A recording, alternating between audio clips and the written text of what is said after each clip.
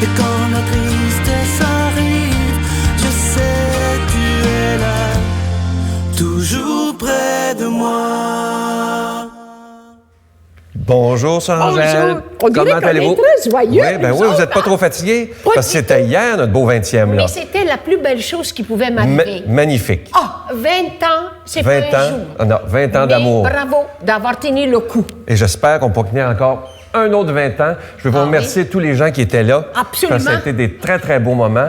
Et je veux vous dire, parce qu'il y a des gens qui n'ont pas pu être là, évidemment, que les meilleurs moments seront présentés quelque part à l'automne. On va faire 4 ou 5 émissions. Alors, ne manquez pas ça vers le mois d'octobre ou novembre environ. Sœur Angèle, aujourd'hui, on reçoit une religieuse. En effet. Comme vous, plus jeune, par contre. Merci pour le reste. Il s'agit de sœur Jésus. Violaine Paradis, mélange et c'est très beau parce que pour résumer sa vocation, c'est « Ma vocation, c'est l'amour ». Je trouve Parfait. que c'est de toute beauté. Alors, a tout compris. Oui. A Et tout celui qui fera l'homélie, c'est de Paris, Monseigneur Jacques Gaillot. Je m'en vais là. Parfait. À tout à l'heure. Bonjour, sœur Violaine. Bonjour, bonjour. Merci d'être là. Très gentil. Ça me fait plaisir. J'aimerais qu'on recule dans le temps. Oui. Bon, je sais que vous avez été comédienne, vous avez joué beaucoup au théâtre. Oui. Quelle sorte d'enfance vous avez eue?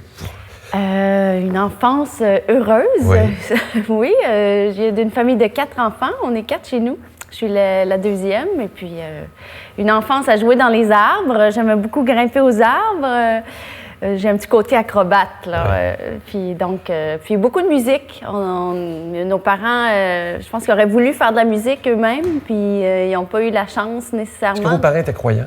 Excuse-moi. Ils étaient croyants, mais pas pratiquants. Dans le sens qu'on allait aux messes, à l'église, je veux dire, pour les funérailles, les baptêmes, Comme beaucoup de gens, là. Noël, donc c'est ça. Sinon, à la maison, on n'était pas... on parlait pas de Jésus-Christ ni de Dieu, là. C'est pas...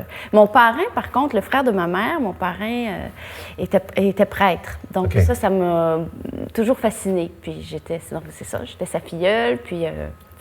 Ça m'inspirait. Ma mère me dit que des 4, je suis la plus spirituelle dans le sens que j'avais mon petit coin de prière. Puis pour moi, la rencontre de Jésus dans l'Eucharistie à 8 ans, parce que c'est ça, bien qu'ils n'étaient pas pratiquants, et ils étaient croyants, puis j'ai déjà demandé à mon père, mais pourquoi nous avoir fait vivre les sacrements? Puis il a dit, ben non, on voulait que vous ayez quand même une bonne base, puis c'était la tradition. Puis... Donc moi, Jésus dans l'Eucharistie, donc à 8 ans, ça a été vraiment une rencontre Ah oui? très, très forte pour moi. Ça a été vraiment...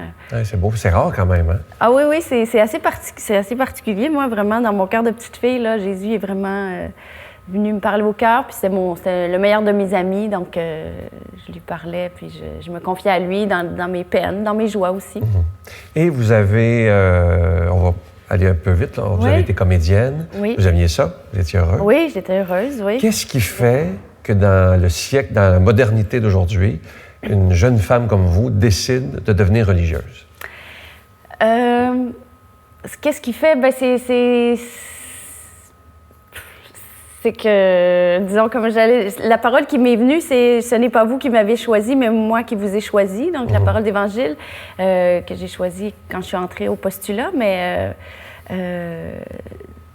disons que j'ai ressenti à l'intérieur de moi, bien d'abord, c'est ça, comment c'est arrivé, c'est que j'étais pas en tournée, mais cet été-là, j'étais à la Marjolaine, à Estimède, au théâtre de la Marjolaine, et je jouais dans Les Nonnes. Je jouais la jeune novice qui rêve de devenir artiste de cirque, puis c'était un rôle, puis j'avais même un amoureux cet été-là, ça allait bien, mais à un moment donné, j'ai dit, il faut que j'aille me recueillir. J'entendais plus ma petite voix, disons. Cette petite voix-là qu'enfant, on entend très distinctement la voix de notre cœur, disons, la voix de mon cœur. Puis j'ai dit, ben je vais aller me recueillir. Puis c'est quand je suis partie à Oka, j'ai été 5 jours au monastère des moines trappistes à Oka. Ils étaient encore là à l'époque. Et là, au cœur du silence, après 3 jours dans le silence où j'écrivais beaucoup, j'aime beaucoup écrire, puis j'étais allée rencontrer un moine, puis il m'a dit, ben, je disais ça, c'est comme si j'entendais plus ma petite voix intérieure, puis je trouve ça important. Puis il m'a dit, ben connaissez-vous la petite Thérèse? Puis je dis, non. Alors il me dit, allez vous chercher un livre, là. Fait que je suis allée chercher une BD dans la bibliothèque, puis j'ai découvert la petite Thérèse et j'ai vu ma vocation, c'est l'amour. C'est beau, hein, ça. Et ça a vraiment fait résonner mon cœur très fortement. Puis j'ai dit, ah, je peux. Puis j'ai comme été inondée de l'amour du Seigneur. Ça a été très fort. Et j'ai dit, je peux plus faire comme si tu n'existais pas, là. Puis... Peut-être une certitude, là. Ah oui, oui. C'est comme si, avant, je vivais, mais tu sais, pas de manière inconsciente, mais je pourrais dire, oui, un peu de manière inconsciente. Mais là, j'avais la conscience de la présence de Dieu en moi. Puis j'avais juste envie de donner cet amour-là que je ressentais. Donc, ça a basculé suite à cet été-là. Et puis là, j'ai remis un peu des choses j'allais dire en place, mais en tout cas un peu en ordre là, dans ma vie. Disons que j'allais plus dans des fêtes ou des parties, que j'avais plus nécessairement envie d'être, sinon pour... les choses ont changé. Ouais. Vous avez laissé votre copain aussi à ce moment-là. Oui, oui. Ça doit être dur quand même. Ça a été un peu pour difficile. Lui aussi. Là. Ça a été difficile pour lui, puis pour moi aussi, parce que... Mais en même temps, je disais, l'aimer, c'est lui dire la vérité. C'est aussi de lui dire que je ne pouvais pas continuer dans cette relation-là si j'étais pas pleinement dans cette relation-là. Puis ça a été quand même difficile. C'est aussi parce que c'est des renoncements. Je renonçais à différentes choses que j'aimais, là, les fêtes, puis disons que j'aime faire la fête, hein, cela dit. C'est juste que, disons que le degré d'alcool ou de... Hein, et autres substances n'étaient plus là, disons, parce que j'avais fait des choix de vie, disons. Est-ce que c'est difficile à vivre le vœu d'obéissance? J'avais peur un peu au début. Il me semble qu'avec mon caractère, j'aurais de la misère, moi. Quand je venais de prononcer mes vœux, j'avais un peu de la crainte là, vis-à-vis ce vœu-là. J'ai dit, ça va être le plus difficile. Mais en même temps, je réalise que c'est pas tant d'obéir de manière aveugle à une supérieure ou une responsable, c'est d'y aller dans le dialogue. L'obéissance, c'est d'ouvrir, c'est d'être à l'écoute. Hein? Obéir, c'est ouïr, c'est écouter. Donc, de ce que moi je veux, mais en communion puis en dialogue avec ce que l'autorité veut aussi.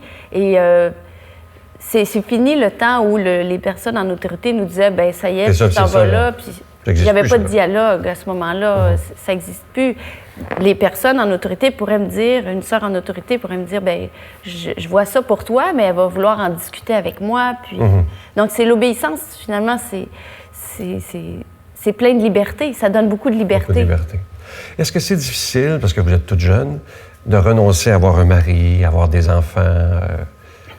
Ça a été assez difficile aussi, dans le sens que, je veux dire, c'est sûr que moi, je me suis longtemps imaginée avec 3 enfants, sinon 4, parce que j'étais contente de grandir dans une famille nombreuse. Donc, ça a été quand même difficile aussi de vivre une relation intime, dans le sens d'avoir un conjoint, puis de grandir dans cette relation. Cette intimité-là, mais le Seigneur, en tout cas, je pense qu'il donne la grâce nécessaire pour le vivre. Puis, ben, je pense, je sais, je le vis, puis je vois qu'en moi, c'est sûr que les premières années de vœux, ben, c'est ça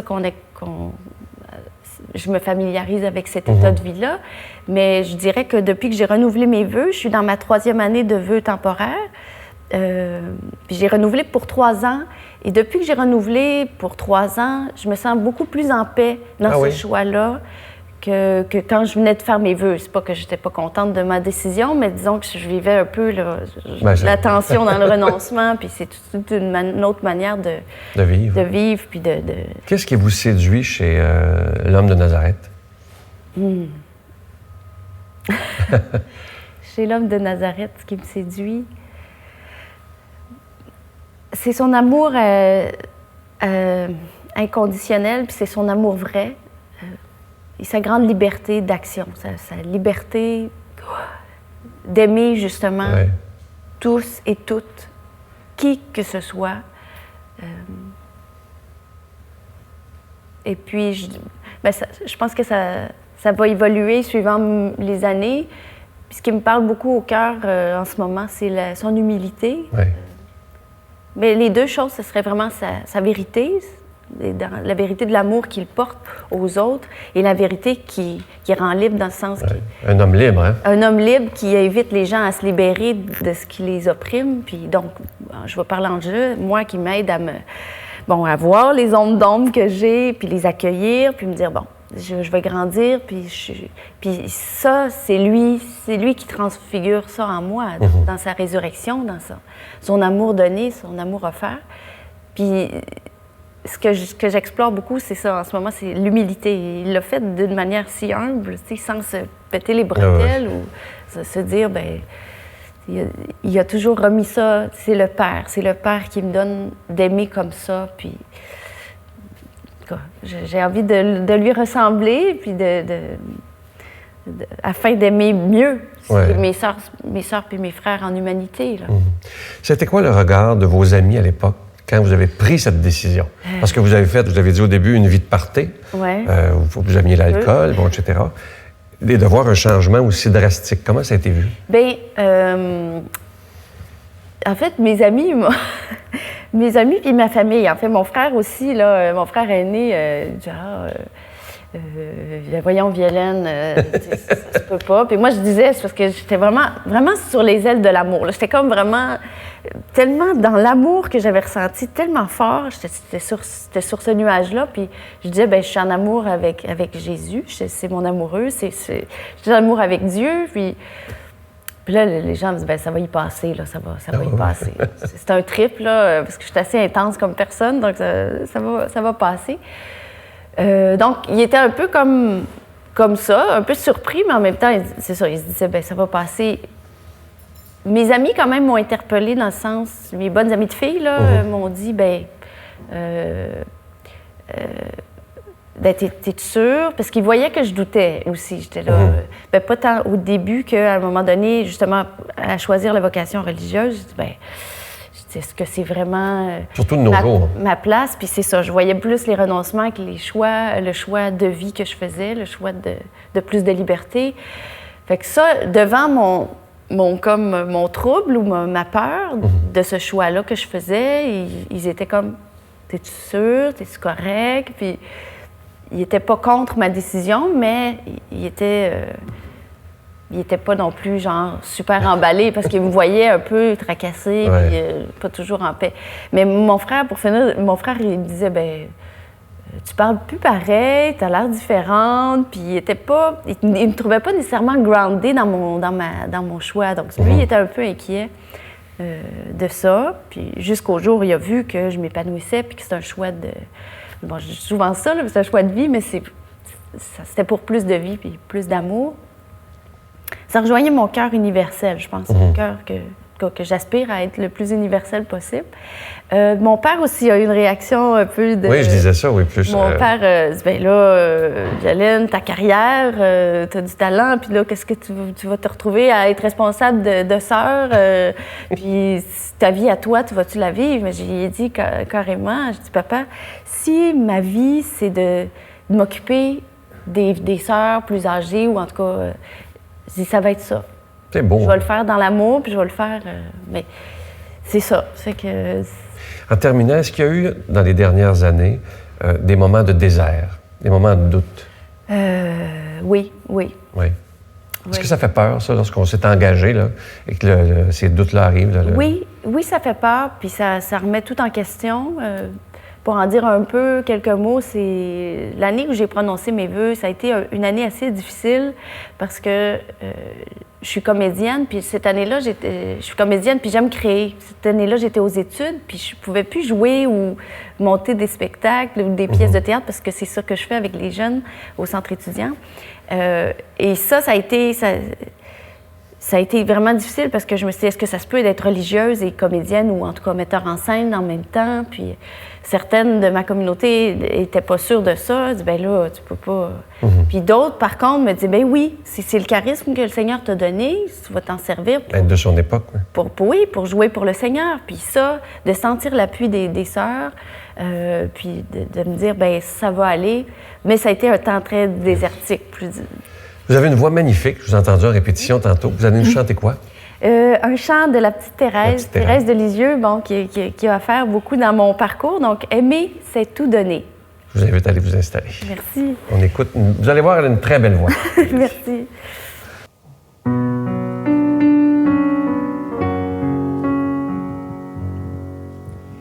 Aimer, c'est tout donner. Aimer, c'est tout donner. Aimer, c'est tout donner. Et se donner soi-même. Aimer, c'est tout donner.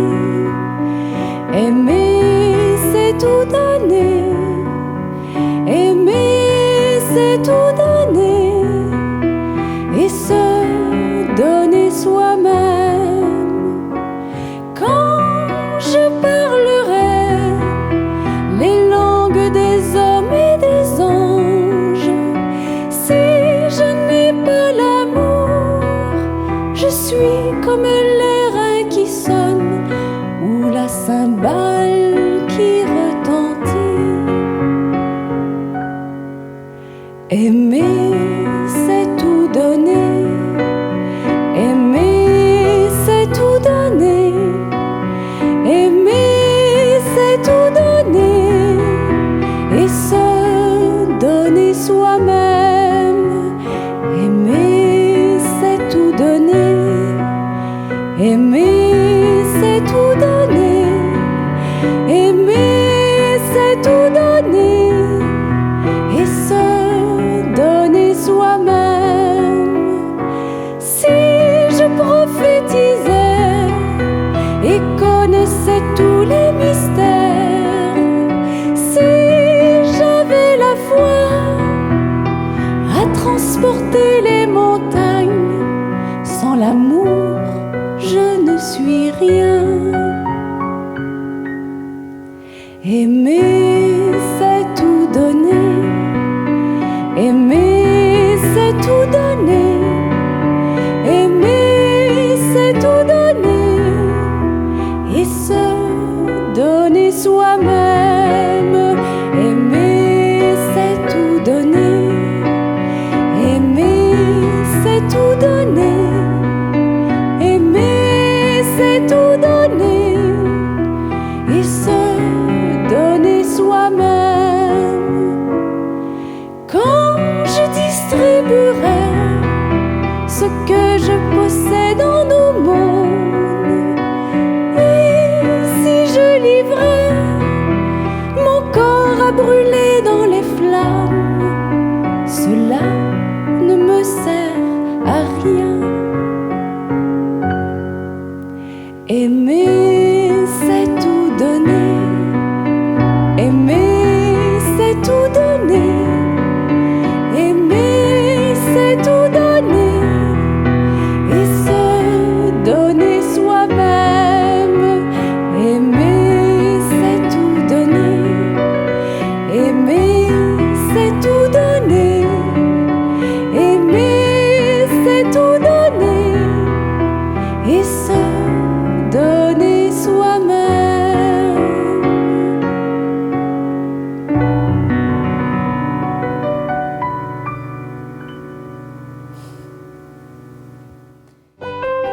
Notre Père qui es aux cieux, que ton nom soit sanctifié, que ton règne vienne, que ta volonté soit faite sur la terre comme au ciel.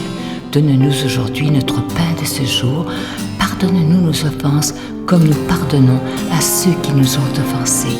Ne nous laisse pas entrer en tentation, mais délivre-nous du mal, car c'est à toi qu'appartient le règne, la puissance et la gloire pour les siècles des siècles.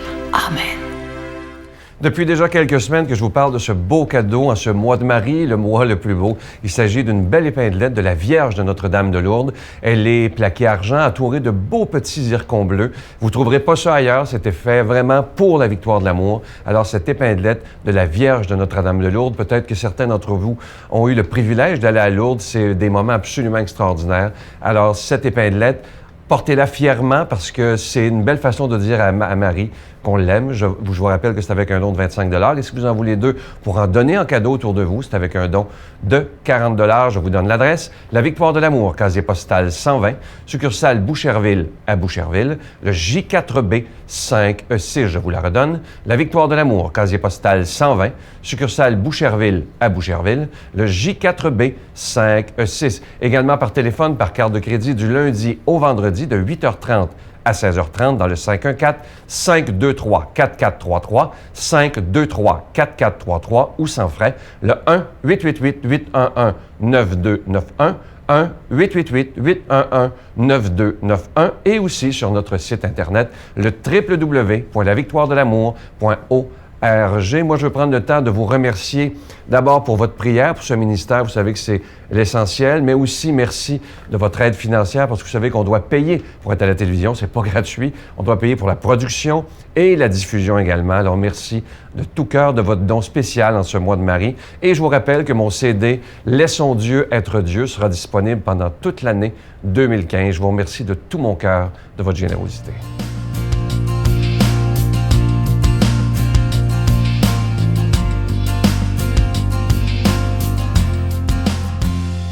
Bon dimanche. Aujourd'hui, c'est le dimanche de l'Ascension. Quel dimanche! J'ai beaucoup de choses à vous dire. Des petits mots, mais ça va vous servir dans notre quotidien. Avec l'Ascension du Christ ressuscité, on pourrait croire qu'il nous abandonne puisqu'il laisse derrière lui sa condition humaine. Bien qu'invisible à nos yeux, le ressuscité tient promesse. En tant que chrétiens et chrétiennes, nous pouvons être assurés qu'il demeurera toujours présent à nos cœurs et à nos vies. Apprenons donc à le reconnaître dans la simplicité de notre quotidien. Mon Dieu, donnez-moi la sérénité d'accepter les choses que je ne peux changer, le courage de changer les choses que je peux et la sagesse d'en connaître la différence. Amen.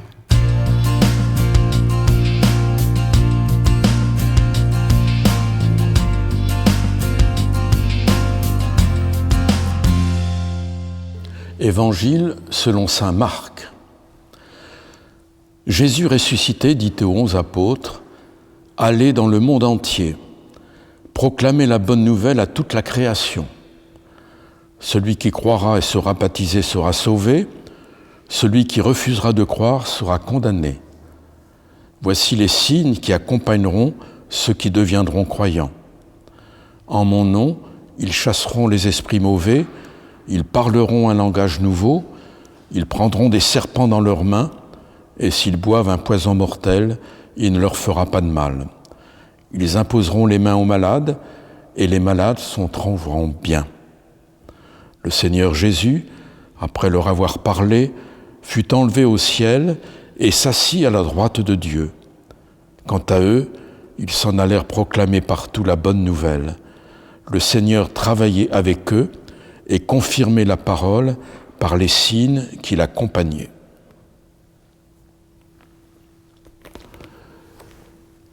Mes amis, aujourd'hui, c'est la fête de l'Ascension. C'est une belle fête de l'espérance chrétienne. L'Ascension nous dit que les apparitions, c'est terminé. Il ne faut plus compter, voir Jésus, l'entendre parler, retenir ses paroles, c'est terminé. Maintenant, c'est à nous. Jésus s'en va pour que nous soyons responsables. Et désormais, Jésus ne reviendra plus pour nous dire « c'est pas comme ça, c'est pas ceci ». On fait des bêtises, on fait des bêtises. On se trompe, on se trompe. C'est à nous. Quelle confiance Jésus nous fait.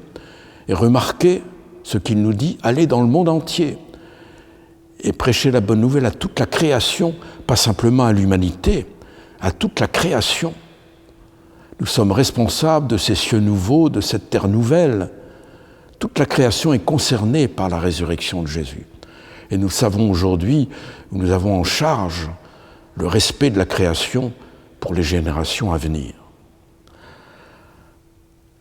Regardez dans beaucoup de paraboles de l'Évangile, Jésus nous dit que le Maître confie ses biens et s'en va. Il s'en va loin. On ne sait pas où, mais il s'en va. On sait une chose, c'est qu'il reviendra un jour. En attendant, il faut que les serviteurs prennent au sérieux parce que c'est les biens du maître. Vous voyez ?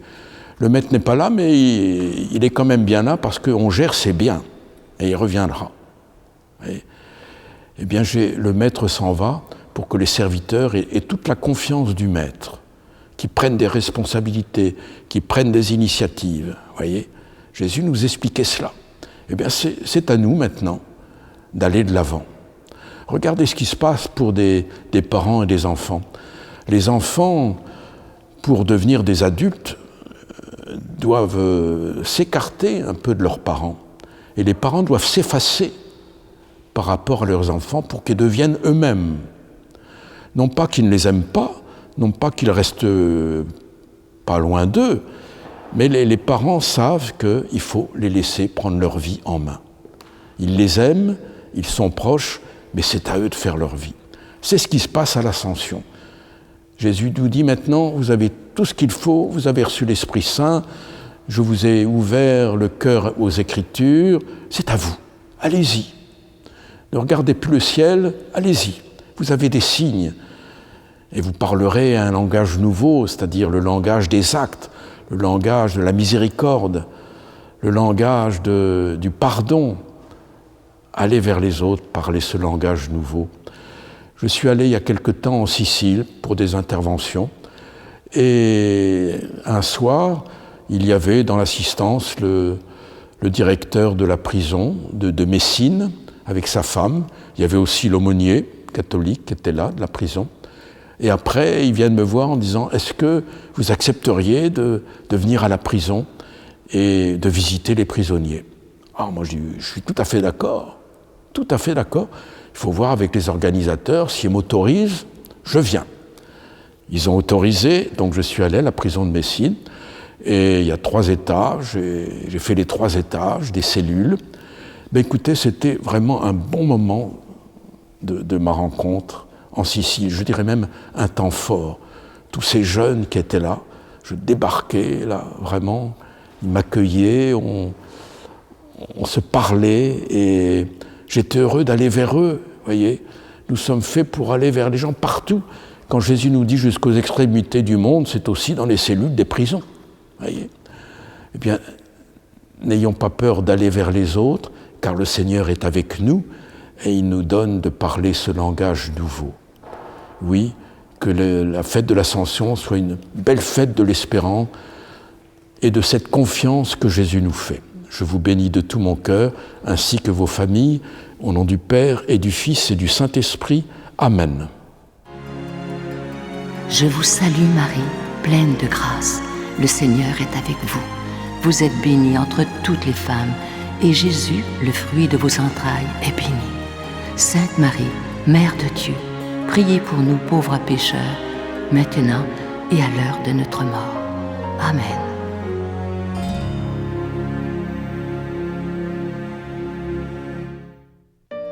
Le Seigneur est mon berger, je ne manque de rien. Sur des prés d'herbes fraîches, il me fait reposer. Il me mène vers les eaux tranquilles et me fait revivre. Il me conduit par le juste chemin pour l'honneur de son nom. Si je traverse les ravins de la mort, je ne crains aucun mal, car tu es avec moi. Ton bâton me guide et me rassure. Tu prépares la table pour moi devant mes ennemis.